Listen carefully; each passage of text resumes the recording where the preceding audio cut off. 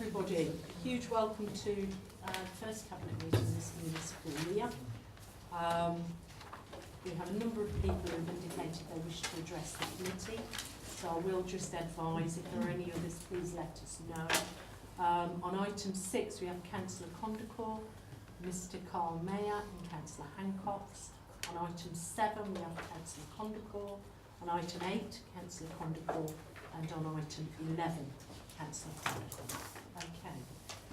The evacuation procedure, I think everybody in the room has been to a meeting previously, but just to say that should there be a fire, leave by the fire exit door there, go down the stairs, meet in front of the Yorkshire Bank opposite.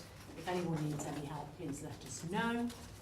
Can I ask that mobile phones, if you have got them, you put them to silent or turn them off, and I should advise that all or part of this meeting will be recorded for future broadcast. Item 2, apologies. We have no apologies. Item 3, declarations of interest. I believe there is a note of these that has been circulated. There have been some changes in Cabinet. And coming to that, can I welcome Councillor Watkins to his first Cabinet meeting. Sorry, Councillor Watkins, inadvertently didn't do that. And can I also welcome Vicky. It's your first meeting, I think, of Cabinet.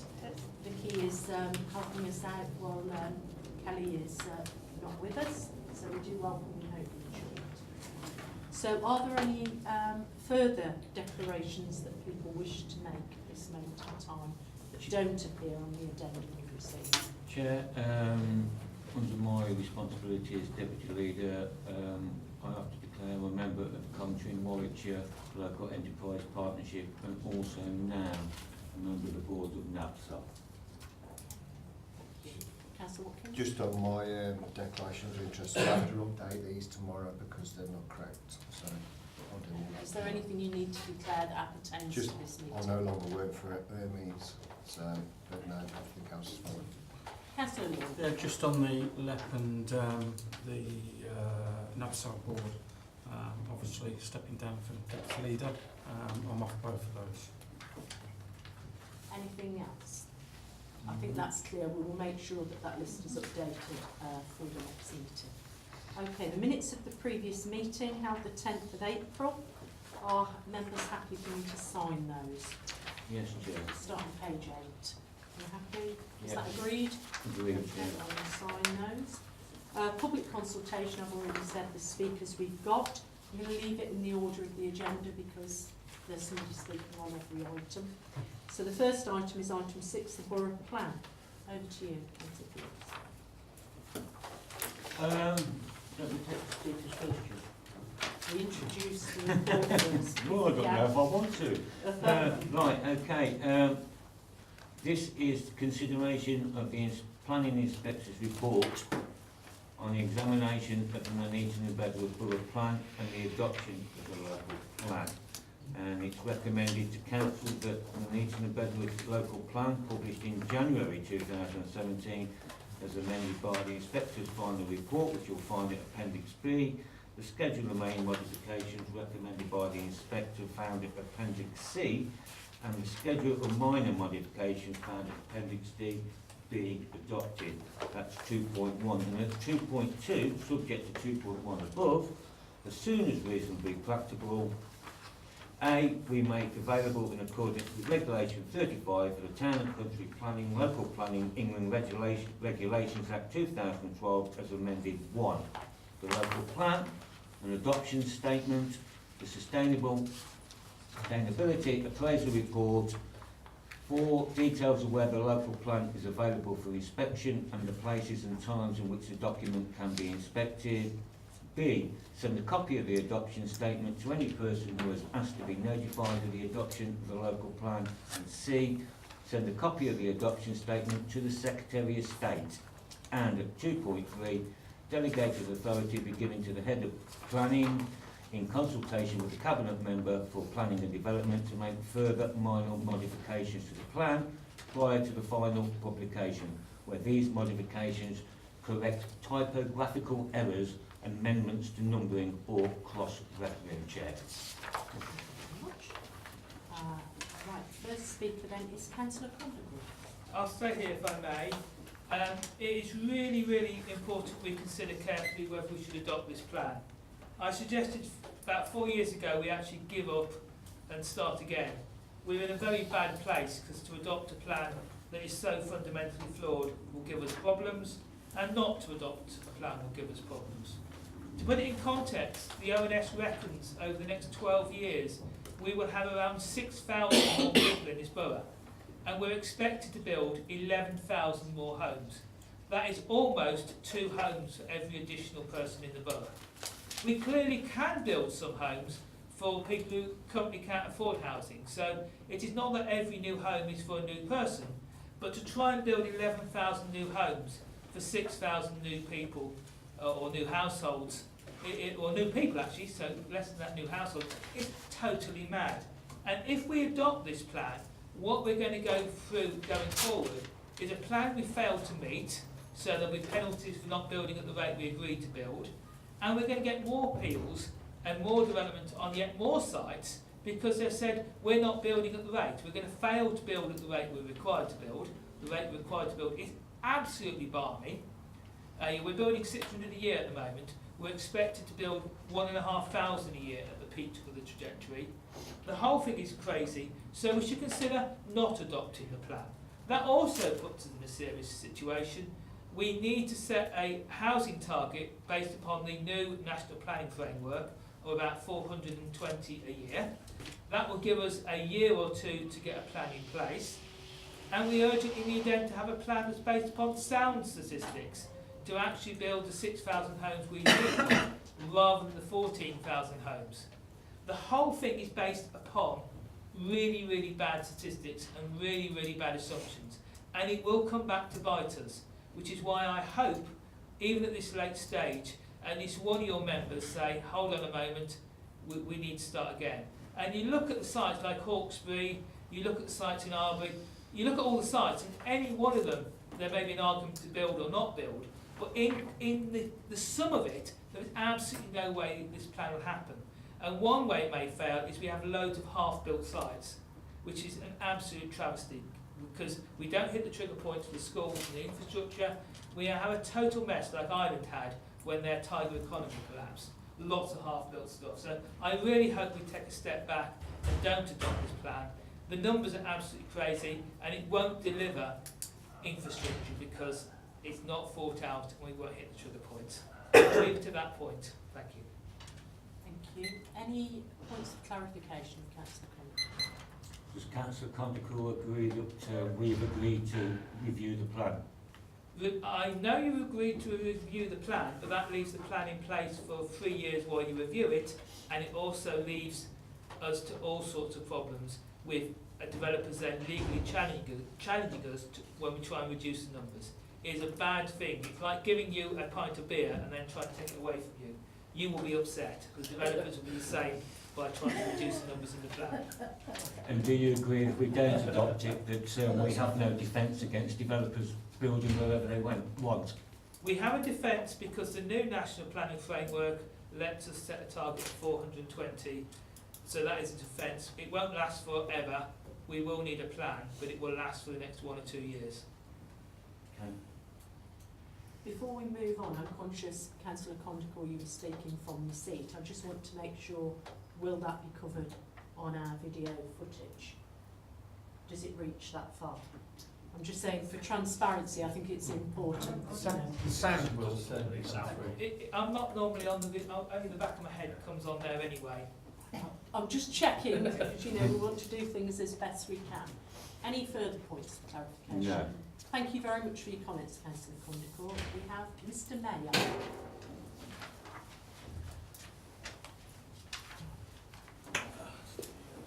Thank you very much. I just wondered if the portfolio order for planning could tell us when and if adopted he plans to, when he is going to review it, given in the past he said he was going to do it after adoption. At the latest OSP, the barrister hired by Nuneaton and Bedworth Borough Council confirmed by law that we did not have to accept the 4,000 overspill from Coventry. Will the portfolio holder be looking into scrapping this unwanted 40% uplift on this borough's assessed need? Given the demise of both town centres, would the portfolio holder be looking into developing both town centres and reducing the need for using valuable green spaces? Also at the OSP, it was pointed out that Warwick took 3% more than this borough of Coventry's overspill. Does the portfolio holder agree that this borough is the most densely populated part of Warwickshire by over 600 people per square kilometre? Councillors Glass, Doherty and Daffin need to wake up to reality and represent their residents' wishes regards their sites, their wards, which did not have to be within the plan, because by law the Nuneaton and Bedworth Borough Council did not have to accept Coventry's overspill, which at last was admitted on the 9th of May. It's only took 3 years. Residents were never told the truth by Nuneaton and Bedworth Borough Council about this overspill from Coventry, let alone consulted on. In fact, residents may well have come to the conclusion that this council is being run like Mugabe's Zimbabwe. Julie Jackson said after the last elections that we need to listen to people about the local plan because it affected the results of the ruling party. If anything, residents have been kept more in the dark. Bedworth needs its own council back, as there is not one Bedworth councillor on the cabinet. No wonder Bedworth gets left behind in the shade. Everything is being created for Nuneaton, while Bedworth gets left behind. The ex-leader, well, that's a funny one. He seemed to have signed the overspill memorandum of understanding, duty to cooperate, whatever you want to call it. Now he's swanned off to his traffic-free bolt hole in France. That's it. Thank you. Are there any points of clarification? Thank you No. for your comments. Yeah, I think it'll be covered later. Councillor Hancock.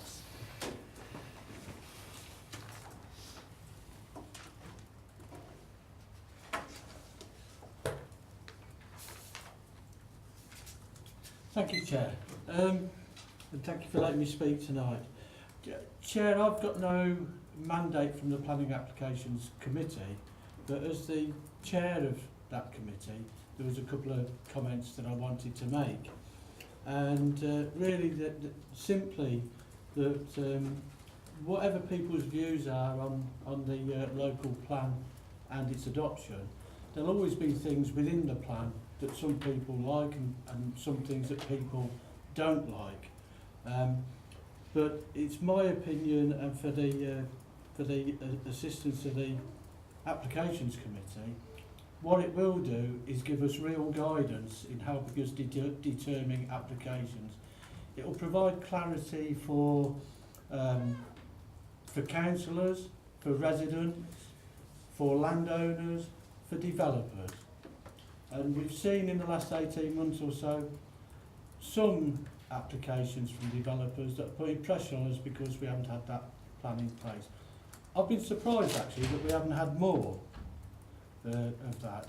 But nevertheless, if this isn't adopted, then we will be hit for however long on it. But Chair, I did want to point one thing out, and it also perhaps should have covered in agenda item 8, but I'll deal with it now because it actually comes under it. At the last internal scrutiny panel, when we considered the local planting, I actually put forward a motion, and it's that requesting that mandatory training be given to all members of the council whenever the plan is adopted. And that's really important, and even more important now that we're allowing substitutes on planning committees. We'll have to have training anyway, but I think it's very important how we start to pass the policies of the local plan into the planning application process. And although it's not covered on item 8, I would hope that the Cabinet tonight would give consideration to including that for when it comes to Council on June the 10th. Thank you. Thank you. Any points of clarification from Councillor Hancock? Only, not from Councillor Hancock, but only just to say, Councillor, that we totally agree with the necessity for training for members going forward, and we're trying to arrange that as quickly as possible. Thank you. That concludes public speakers that we're notified of. Can I just point out before we go on, if I can, Councillor Phillips, 2.3, the recommendation there would need to be slightly amended. It's just a wording change. We've changed the title of the Cabinet Member of Planning and Development to the Cabinet Member for Planning, Development and Health. And I think just to be completely transparent, we would need to make that minor amendment. Anything anyone would like to say at this stage? Yeah, Neil. Obviously, mate, yeah. I think we need to get a few things out there. This is the last stage in the local plan process, and the report is to consider the inspector's report into the plan and follow through the recommendations that I've made. Section 2 of the report recommends that Council adopt the plan, and that's the plan was published in January 2017, which was subject to public consultation, together with the main modifications agreed in the process and recommended by the inspector to make the plan sound. I've been told and looked at this, but we don't know of any plan recently that's been found sound without the inspector recommending main modifications and also the minor modifications which are in the appendixes. Paragraph 2.2 is a delegation, as we've said, to the head of planning in conjunction with myself to make any other small amendments to the document. And section 3 sets out the background and gives the Cabinet / Council two choices: to adopt the plan or withdraw the plan. Section 4 sets out a brief synopsis of the inspector's report, and all members have had hard copies of this report, and it's been available on the website for people to have a look at it since we received it. Now, going to the inspector's report, and it is his report, under 4.3.1 consultation, the inspector was satisfied that the council undertook a proportionate consultation effort which went beyond the legal requirement. 4.3.3, the duty to cooperate where necessary. The council has engaged constructively, actively and on an ongoing basis in the preparation of the plan, and that the legal duty to cooperate has been met. These are from the inspector's report, not ours. The big thing now that everyone's been worried about in the past is the soundness of the report. 4.34. 1. Strategic objectives. Where the main change to this section is the introduction of a new policy for early plan review. I've been saying since May, since I got in this chair, or way up before, that we will review the plan. The big thing is the housing numbers that everyone is concerned about. I don't know how many times I've got to say it. We will review the plan. When? Patience, Carl. 2. Spatial strategy, including the approach to the greenbelt. The inspector confirms that the need for houses and jobs outweighs the retention of the greenbelt in areas where allocations have been made. 3. Housing need. The inspector says this is based on the reasoned judgment of the evidence and is sound. 4. And this is a big thing, compliance with national policy. National policy, not local policy, not Labour's policy, national policy. It complies with national government policy. The inspector confirms that spatial strategy and green belt alterations are justified by exceptional modification circumstances and comply with national government policy. 5. Whether the plan will support a deliverable supply of housing. The inspector concludes that there is a reasonable prospect of 5 years' worth of deliverable housing upon adoption of the plan. 6. The plan supports the local economy and the proposed sites will deliver the desired outcomes and is justified, effective, positively prepared and consistent with national government policy. Not our policy, national government policy, and is sound. 7. national environment. The plan is consistent with national government policy and the local evidence base in the approach to preserving and enhancing the natural environment, including air quality and food risk. 8. Appropriate provision of retail, leisure, tourism and related uses. The plan is consistent with national policies on ensuring the vitality of town centres. 9. Policies for housing communities in the built environment. The development management policies for housing communities in the built environment will be sound. Can also I note that on page 22 there's a word missing.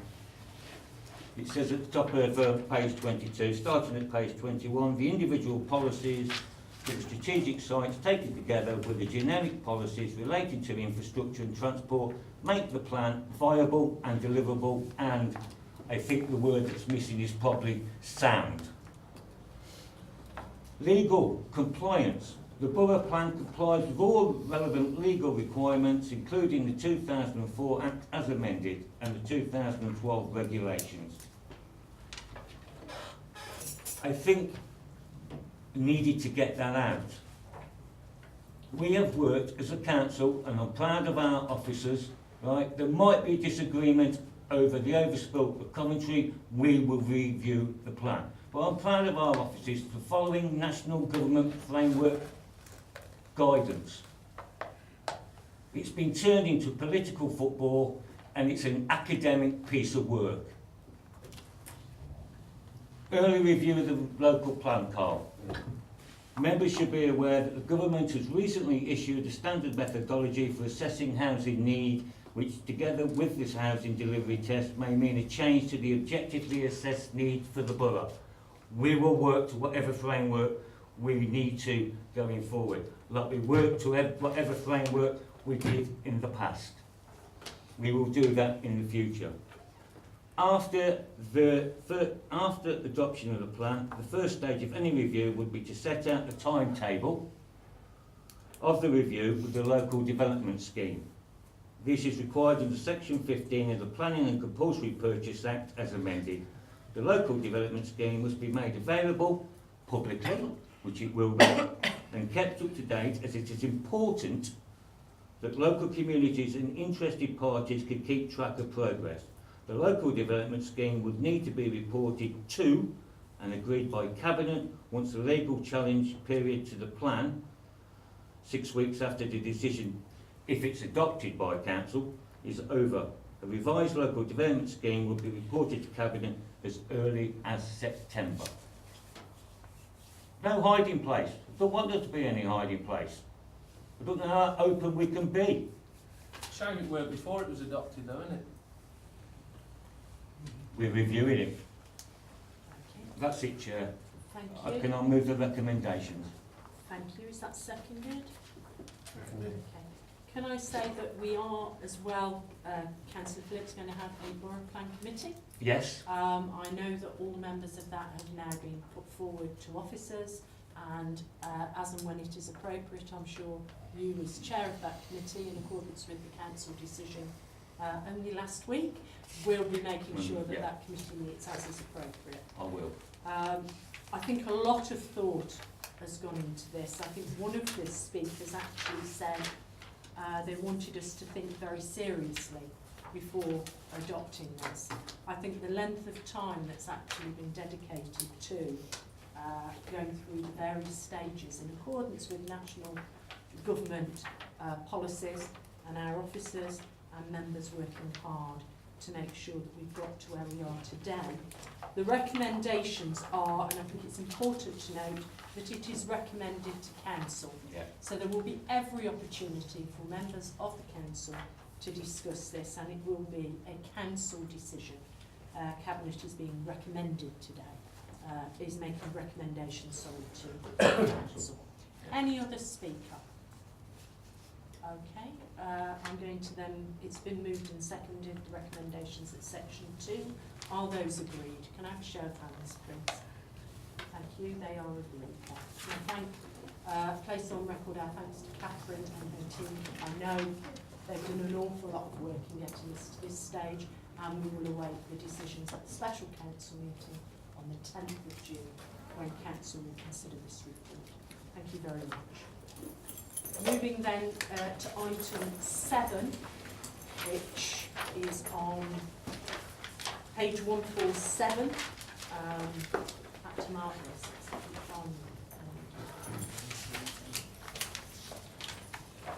And this is actually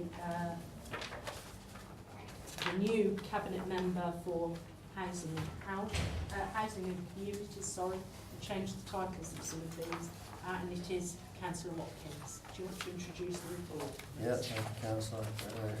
Thanks, Jackson. The council is the accountable body for the provision of safe community partnership, NABSCOT. The partnership has a number of statutory partners, and there is a requirement to produce a regular crime and disorder plan for Nuneaton and Bedworth. Section 3 sets out the background to the partnership plan for 2019 to 2022, which has been developed by the partnership in consideration of the strategic assessment conducted regarding crime and disorder across the borough.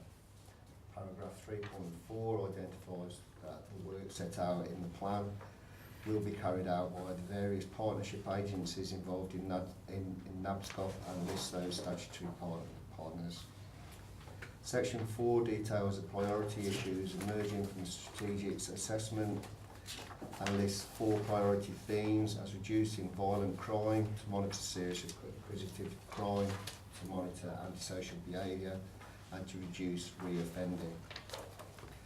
The plan is attached to Appendix A and gives further detail against priorities, along with the finance and delivery mechanism to support initiatives to tackle the priority issues raised. The plan will form part of the Council's policy framework and recommendations as a 2.1. So, recommendation that the Nuneaton and Bedworth Safe Community Partnership Plan for 2019-2022 be recommended to the Council for adoption and inclusion within the Council's policy framework. Thank you, Councillor Watkins. Councillor Condacor. Thank you, Chair. Just before I start, I need to declare that I've been put forward to sit on the Warwickshire Police and Crime Panel, though that's been held up by Warwickshire District Council not appointing their members, so we can't get the apportions right. So it's only a potential declaration. I'm really interested in a lot of the work that goes on in this, and on the external scrutiny and previously the housing and community scrutiny. We had various liaisons with the police, and unfortunately that had been tailing off. At the last meeting of external scrutiny, neither the police nor our officers were able to come and talk to us about the priorities for the policing in the year ahead.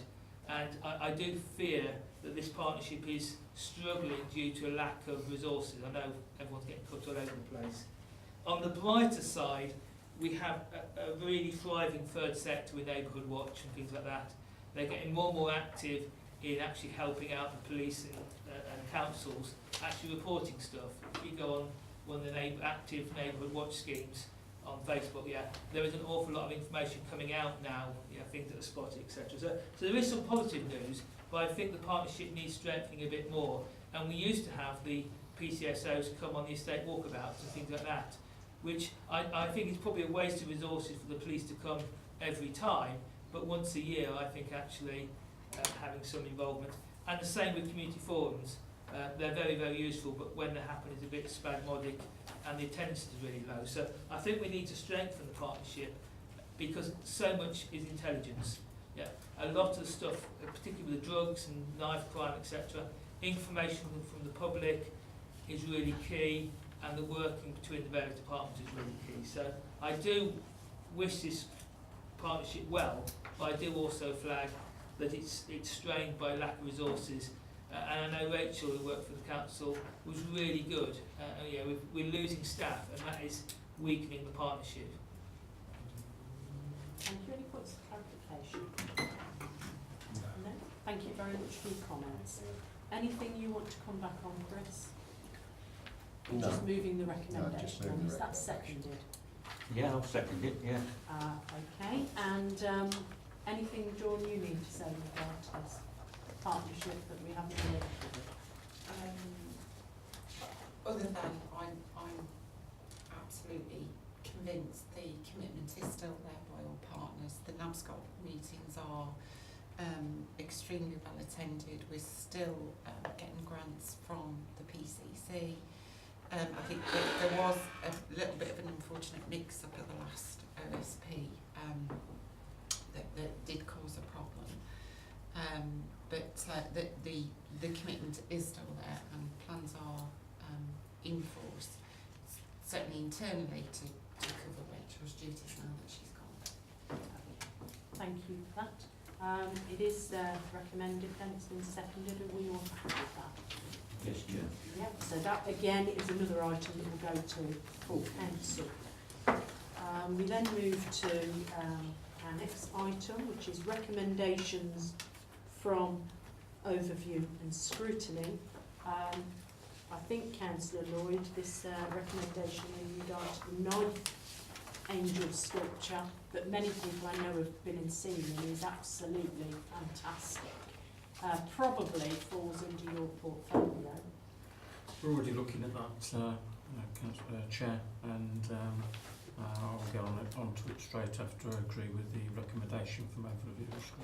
I think we Yeah. would want to do that anyway. It sounds eminently sensible to me to try and get something so magnificent that gives a real message about, you know, the reality of knife crime and how damaging that is. I haven't seen it in person, and I'm really looking forward to seeing it in either Nuneaton and Bedworth.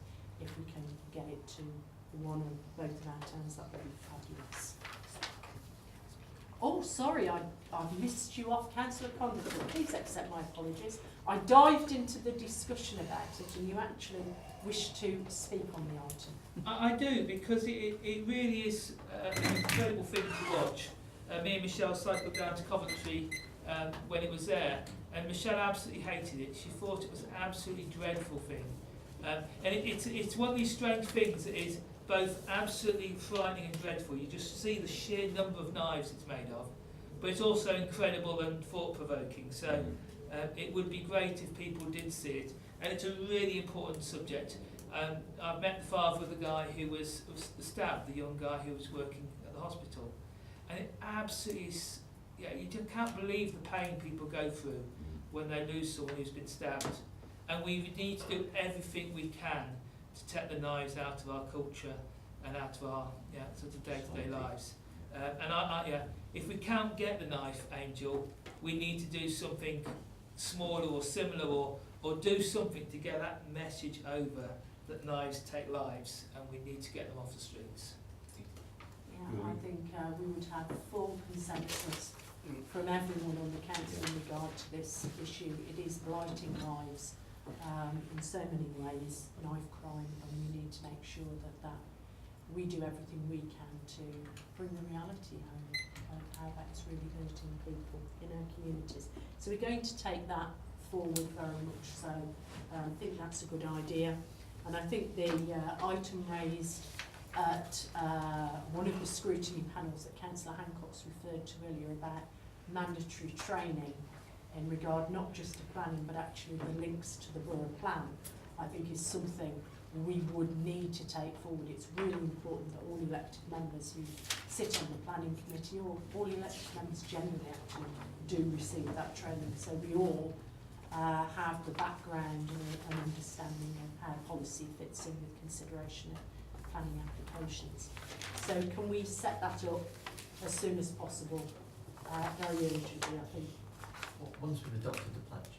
Well, I'm also talking about training for planning applications members. That's already in train. Excellent, excellent. Fantastic.